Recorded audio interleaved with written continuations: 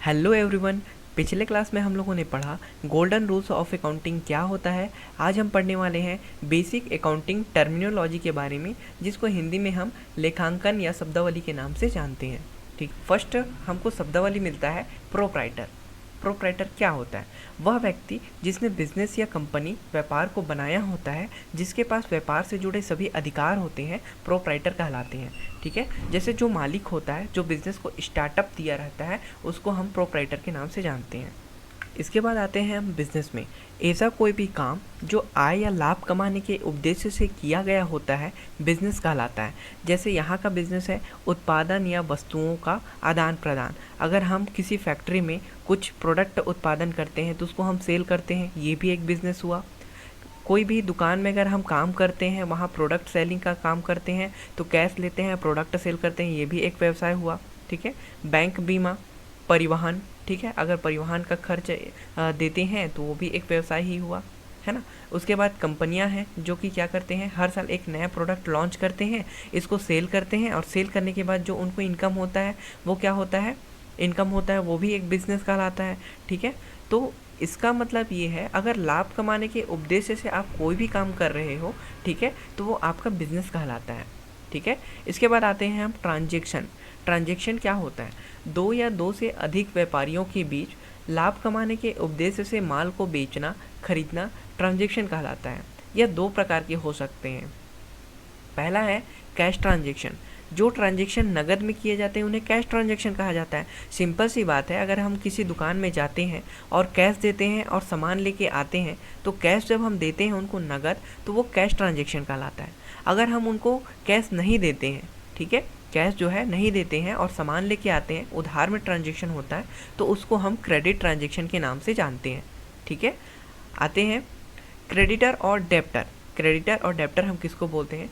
Creditor को हिंदी में लेनदार बोला जाता है, डेप्टर को हिंदी में देनदार बोला जाता है। क्रेडिटर का मतलब होता है सप्लायर यानी लेनदार, जिससे बिजनेस से निश्चित राशि लेनी होती है, उसको हम सप्लायर या क्रेडिटर के नाम से जानते हैं। ठीक है, क्रेडिटर क्यों बोला गया है इसको, सप्लायर को? क्योंकि उधार में ट्रांजैक्शन हो रहा होता है। ये क्या करता है, सप्लायर जो रहता है अपना सामान को किसी कंपनी को देता है उधार में, ठीक है, उसके लिए ये क्या कहलाता है, क्रेडिटर कहलाता है, यानी लेनदार कहलाता है। ठीक है, उसके बाद इसी प्रोडक्ट को यहाँ लाने के बाद, अपनी कंपनी में लाने के बाद, इसको अगर सेल करते हैं, उधार में अगर सेल करते हैं किसी कस्टमर को, तो वो डेप्टर कहलाता है। यानी कोई ऐसा कस्टमर आपकी दुकान में आता है जो उधार में सामान खरीदता है, तो उसको हम डेप्टर के नाम से जानते हैं। सबसे पहले हमारा काम क्या रहता है, सप्लायर से सामान को लेके आना होता है, यानी उधार में लेके आते हैं तो क्रेडिटर कहलाता है। उसके बाद इसी को उधार में सेल करते हैं तो डेप्टर के नाम से जानते हैं। यस, परचेज को हिंदी में क्रय के नाम से जानते हैं। बेचने के उद्देश्य से खरीदा गया माल परचेज कहलाता है। माल को नकद या उधार में खरीदा जाता है, उसे कैश परचेज या क्रेडिट परचेज के नाम से जानते हैं। ठीक है, मतलब ऐसा कुछ प्रोडक्ट आप खरीद रहे हो जिसको आने वाले भविष्य में आप उसको सेल करोगे, ठीक है, तो उसको परचेज के नाम से जानते हैं। ठीक है, इसको आप परचेज करने का दो प्रोसेस है, या तो आप उधार में यानी क्रेडिट परचेज कर सकते हो, या आप नगद में कैश परचेज कर सकते हो। सेल्स, जिसको हिंदी में विक्रय के नाम से जाना जाता है। किसी भी व्यापार में कोई माल लाभ कमाने के उद्देश्य से बेचा जाता है तो यह सेल्स कहलाता है। व्यापार में माल को नगद या उधार बेचा जा सकता है, जिसे कैश सेल्स या क्रेडिट सेल्स के नाम से जाना जाता है। ठीक है, सेल्स मतलब क्या, जो हम परचेज किए हैं उसको बेच रहे हैं, तो दो तरीके से बेच सकते हो, या तो आप उधार में बेच सकते हो क्रेडिट सेल्स, या नगद में कैश सेल्स। नगद और उधार विक्रय को मिलाकर कुल विक्रय यानी टोटल सेल्स को टर्नओवर कहा जाता है। मतलब क्या, एक साल के अंदर में आप जितना भी सेल किए हो, चाहे आप उधार में किए हो चाहे आप नगद में किए हो, टोटल सेल्स को टर्नओवर के नाम से जाना जाता है। अब आते हैं कमीशन। कमीशन का मतलब होता है जब किसी व्यक्ति या संस्था को किसी का काम करने, जैसे कुछ खरीदने या बेचने में सहायता देने या अन्य कोई काम करने के प्रतिफल स्वरूप कुछ पारिश्रमिक मिलता है, उसे हम कमीशन कहते हैं। जैसे क्या होता है, हम डेस्कटॉप सेल करना चाहते हैं, बहुत सारा डेस्कटॉप अपने पास है जिसको हम सेल करना चाहते हैं, उसके लिए एक वर्कर लगा देते हैं इसको सेल करने के लिए, उसका प्रचार करने के लिए। अब वो वर्कर क्या करता है, उसको जितना क्वांटिटी में सेल करता है उसको हम कुछ कमीशन देते हैं।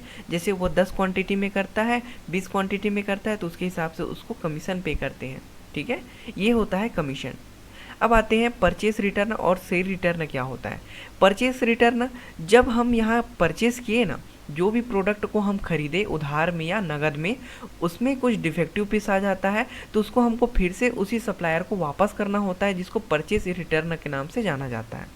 सेल रिटर्न क्या, अगर हमको वापस मिलता है, हमने क्या किया, किसी को सेल किया यहाँ और सेल रिटर्न हुआ, यानी हमको किसी ने वापस किया, तो उसका एंट्री हम सेल रिटर्न में करते हैं। अब आते हैं रिवेन्यू यानी आय। व्यापार में माल या सर्विस को बेचने पर जो टोटल अर्निंग होती है उसको रिवेन्यू कहा जाता है। क्या है, व्यापार है जिसमें हम क्या करते हैं, प्रोडक्ट सेल करते हैं और कैश अपने पास लेके आते हैं। अब साल भर में यानी एक साल में जो हमको क्या हुआ, कैश मिला है, उसको एक साथ हम टोटल अर्निंग जो हुआ रहता है उसको रिवेन्यू के नाम से जानते हैं। ठीक, पूंजी खाता यानी कैपिटल अकाउंट क्या है, किसी व्यवसाय में व्यवसायी का स्वामी जो अपनी निजी रोकड़ संपत्ति व माल व्यवसाय में लगाता है उसे पूंजी कहते हैं। ठीक है, और अपनी निजी रोकड़ संपत्ति व माल की जानकारी प्राप्त करने के लिए जो खाता बनाया जाता है उसे पूंजी खाता के नाम से जाना जाता है। मतलब कोई व्यक्ति होता है, प्रोप्राइटर होता है, वो क्या करता है, अपने बिजनेस को स्टार्ट करने के लिए कैपिटल यानी कैश देता है, असेट्स देता है, गुड्स देता है, पूरा इन्वेस्टमेंट अपने बिजनेस में करता है, उसके लिए एक खाता बनाया जाता है जिसको हम कैपिटल अकाउंट के नाम से जानते हैं। अब आते हैं हम डिस्काउंट, जिसको हिंदी में छूट के नाम से जानते हैं। व्यापार में ग्राहकों को आकर्षित करने के लिए माल की बिक्री पर छूट दी जाती है, यानी माल को वास्तविक कीमत से कम में बेचा जाता है, उसको हम डिस्काउंट के नाम से जानते हैं।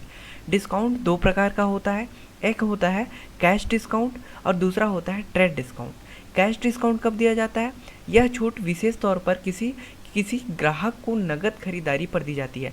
यानी देखो, कोई कस्टमर आपके दुकान में आता है और नगद खरीदारी करता है, तुरंत पैसा देता है और नगद खरीदारी करता है, तो उसको कैश डिस्काउंट दिया जाता है, यानी जो भी कैश देता है उसमें से कुछ छूट दिया जाता है। ट्रेड डिस्काउंट क्या होता है, यह छूट थोक में माल की बिक्री पर दिया जाता है। मतलब अगर आपके कंपनी में कोई व्यक्ति आता है और क्या करता है, बहुत सारे अधिक क्वांटिटी में क्या करता है, कुछ सामान को खरीदता है, तो आप खुशी खुशी से आप क्या करते हो, थोड़ा सा डिस्काउंट उसको देते हो कि हाँ भाई, आपने 10 आइटम खरीदा, 10 क्वांटिटी में आपने कुछ सामान खरीदा, तो हम आपको क्या कर रहे हैं, कुछ डिस्काउंट देते हैं। ठीक है, तो इस तरीके का जो डिस्काउंट होता है उसको ट्रेड डिस्काउंट के नाम से जानते हैं। इसके बाद आते हैं हम इनकम में, जिसको बोलते हैं आय। आय का अर्थ उस धनराशि से है जो माल या सर्विस को बेचने पर प्राप्त होती है। इनकम मुख्य रूप से दो प्रकार की होती है, एक होता है डायरेक्ट इनकम, दूसरा होता है इनडायरेक्ट इनकम। ठीक है, डायरेक्ट इनकम मतलब होता है प्रत्यक्ष आय। ठीक है, व्यापार के मुख्य स्रोत से प्राप्त होती है, जैसे कि माल को बेचना। एक पेन होता है जिसका हम व्यापारी हैं, व्यापार करते हैं पेन बेचने का, तो हम क्या करते हैं, पेन को 5 रुपये में खरीद के लाने के बाद उसको 7 रुपये में बेचते हैं, और जो 2 रुपये का हमको प्रॉफिट होता है वो डायरेक्ट इनकम कहलाता है। ठीक है, इनडायरेक्ट इनकम क्या है, अप्रत्यक्ष आय, व्यापार के में अन्य स्रोतों से प्राप्त होता है, जैसे रेंट रिसीव्ड हुआ, बैंक इंटरेस्ट रिसीव्ड हुआ, न्यूज़पेपर, ओल्ड न्यूज़पेपर होता है, उसको सेल करने से जो रिसीव होता है, वो जो कैश होता है, इनडायरेक्ट इनकम कहलाता है। जैसे हमारे पास बहुत सारा बिल्डिंग है, उसको रेंट पे देना है और उससे हमको पैसा प्राप्त होता है, तो हम समझते हैं उसको इनडायरेक्ट इनकम। बैंक है, बैंक में पैसा डिपॉजिट करके रखे हैं, उससे अगर हमको कुछ इंटरेस्ट पेमेंट होता है तो उसको हम मान के चलते हैं इनडायरेक्ट इनकम। ठीक है, तो ये होता है डायरेक्ट इनकम और इनडायरेक्ट इनकम। डायरेक्ट इनकम मतलब होता है व्यापार जिसका हम व्यापार कर रहे हैं उससे हमको प्राप्त होता है। इनडायरेक्ट इनकम जिसका हम व्यापार नहीं कर रहे हैं, ठीक है, कभी कभी हमको प्राप्त हो रहा है, ये हमारा इनडायरेक्ट इनकम होता है। ठीक है, आते हैं हम एक्सपेंस पे, जिसको हिंदी में हम खर्च के नाम से जानते हैं। खर्चों का अर्थ उस धनराशि से है जो माल को तैयार करने, माल को बेचने और माल को खरीदने तथा व्यापार को चलाने के लिए किया जाता है। खर्च दो प्रकार का होता है। देखो, खर्च क्या हुआ, कंपनी में अगर हम किसी भी प्रकार का सहायता ले रहे हैं, माल को बेचने में, माल को खरीदने में, है ना, ये सब हम काम कर रहे हैं, तो उसको हम एक्सपेंस के नाम से जानते हैं। अब यही एक्सपेंस को दो भागों में बांटा गया है, एक है डायरेक्ट एक्सपेंस, दूसरा है इनडायरेक्ट एक्सपेंस। डायरेक्ट एक्सपेंस यानी प्रत्यक्ष खर्च क्या होता है, इस प्रकार के खर्च को हम माल को खरीदने तथा माल को निर्मित करने से संबंधित होते हैं, जैसे फ्राइट इनवर्ड होता है, कैरिज इनवर्ड होता है, कोल फ्यूल, etc। ठीक है, इसमें आता है, सेकंड में आता है इनडायरेक्ट एक्सपेंस, अप्रत्यक्ष खर्च। इस प्रकार के खर्च को हम बेचने तथा ऑफिस से संबंधित खर्च को लेते हैं, जैसे एडवर्टाइजमेंट का, सैलरीज देने का, स्टेशनरीज का और रिपेयरिंग चार्ज, ये सब इसमें आता है। इसका एग्जांपल देखते हैं। इसमें जैसे कोई व्यक्ति यानी वेजेस जो होता है, ट्रक में सामान लोड करता है, पहला प्रोसेस हुआ, वेजेस बिल पे किए। दूसरा होता है ट्रांसपोर्ट बिल, यानी ट्रक में जो लोड हुआ है सामान, वो ट्रक जो है हमारे ऑफिस तक का आएगा तो उसका अपना एक खर्च होगा, ठीक है, ये भी यहाँ भी हमारा एक्सपेंस हुआ। उसके बाद हमारा एक्सपेंस होगा, अगर उसको भूख लग गया, खाना खाना है उसको, तो रेस्टोरेंट में रुक गया, तो रेस्टोरेंट का जो बिल आता है वो भी हमारा डायरेक्ट एक्सपेंस में आता है। उसके बाद फ्यूल, पेट्रोल का ज़रूरत पड़ गया तो पेट्रोल डलाना होता है, तो यहाँ भी हमारा खर्च हुआ, तो ये भी हमारा डायरेक्ट एक्सपेंस हुआ। अब यहाँ से ट्रक जो है आया और यहाँ जो है सामान को छोड़ देता है।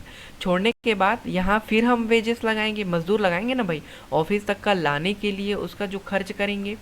अब ये जो है प्रोडक्ट हमारा ऑफिस तक का पहुँच गया, ठीक है।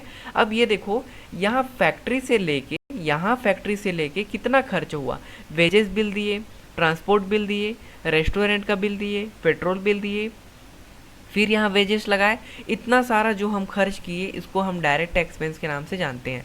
मतलब प्रोडक्ट को मंगाने में जो खर्च हो रहा है वो हमारा डायरेक्ट एक्सपेंस हुआ, ठीक है। अब इनडायरेक्ट एक्सपेंस क्या होता है? इनडायरेक्ट एक्सपेंस का मतलब होता है ऑफिस से रिलेटेड खर्च।